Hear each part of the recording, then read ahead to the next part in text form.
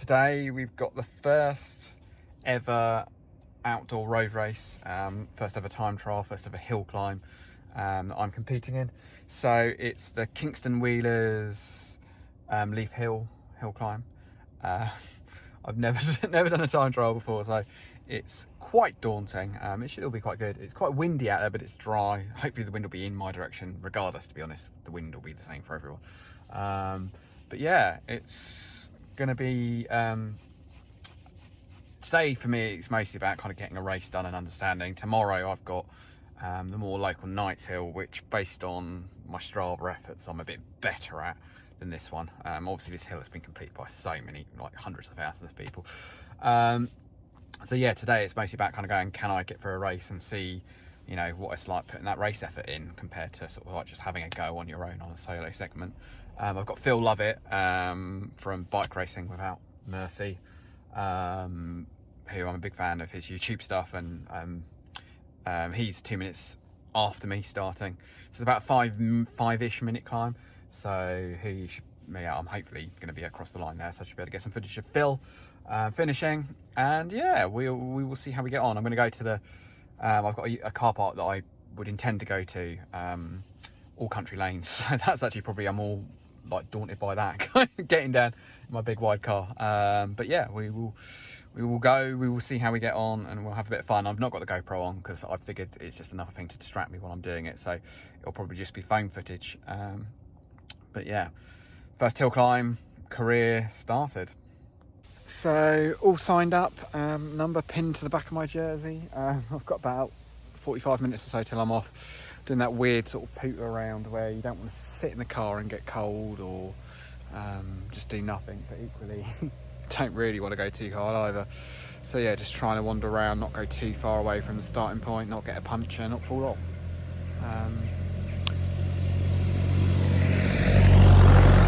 It's proper nice around here. So yeah, we'll just keep warm, I suppose, and I might practice some clipping in and clipping out. It's one of those things you do all the time, but I think in the start of the race could be interesting. But I think for me, in the time, it's probably not going to make too much difference, but I don't want to cock it up too much. So after about 45 minutes of pottering around, I'll come back to the car.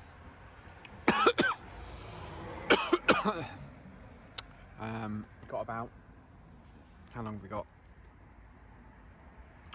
Like 20 minutes before I'm due to start. Yeah, knowing how to warm up is a bit beyond me at this stage, but mostly just pootling around. Got a worrying hiss of air come out of my tyres earlier, and I think it went from about 120 to 100 psi, but it seems to have settled. I don't want to mess about with it too much and end up stressed out, so I'm just going to leave it as it is. I think it might have just been like a slightly unseated tyre, and as I gave it a bit of welly, it went. But, always worrying. The climb went all right. I managed to clip in quite quickly. Looking at the segment as I was riding it on my Wahoo, I definitely was going stronger in the first half of it. As you look at the incline here, it's probably that flat a bit. I think when it went to that middle red section, that was when I fell a bit off the pace that I had previously set. But then, yeah, still came in a really good time, quicker than my PR, which was probably my main intention for, you know, things I was hoping to achieve. I also managed to grab a few seconds of Phil Lovett as he managed to make it across the line. He was going really, really well. Here Phil comes.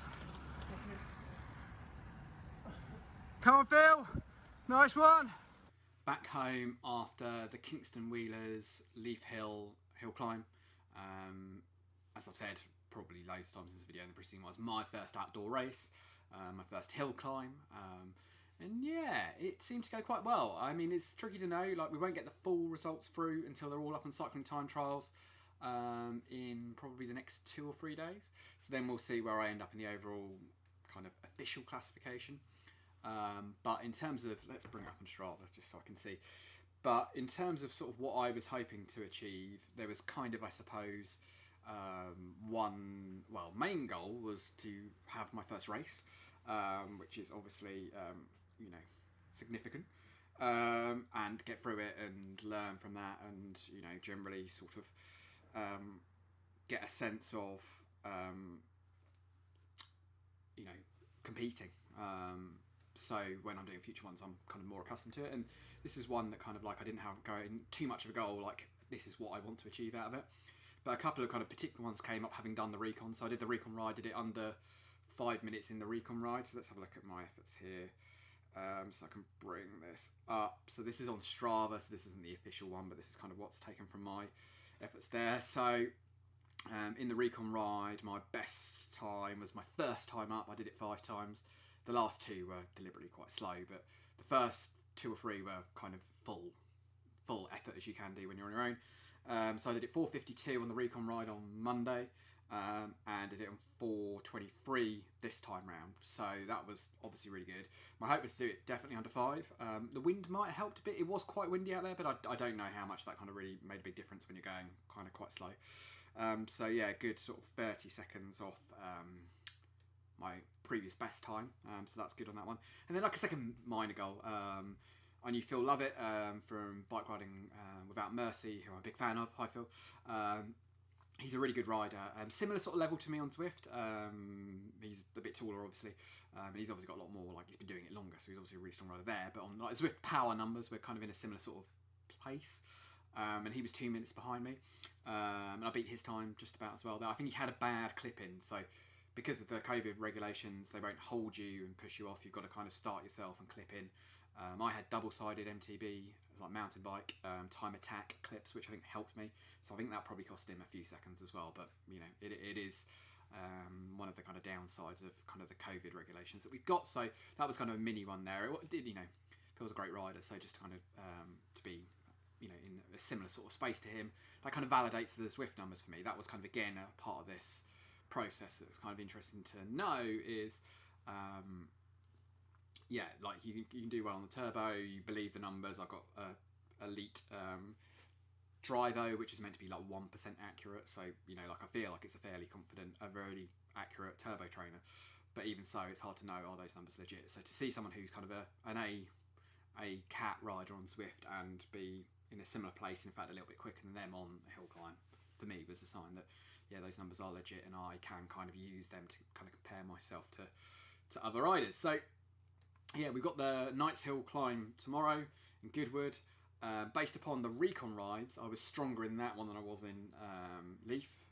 At the moment, I'm about 21st of the day, like in terms of looking at Zwift, but like every time you refresh that, it goes down a bit more as more people kind of upload their bits there. Shout out to Finley Hawker as well, who's someone who I've raced with quite a few times. He's a junior. I've raced with him a lot on the Sunday races on Out to Zwift. And yeah, he smashed it. Like on Strava, he did a 3:47, which is like the second fastest time at the moment. So obviously there's going to be the real fast people there, but that's an amazing time. So yeah, really pleased with how we got on for that. It's 21st at the moment in the day. God knows how many people haven't recorded on Strava, haven't uploaded yet. And there's going to be some people in there who might have been not doing the hill climb race, but just climbing on the day. We'll see how we end up on those there. But yeah, that I'm really pleased. First one done in the bag, no major disasters. I did have that weird thing with my tyre where suddenly, like, about 10 seconds of really fast air pressure going out, then it settled.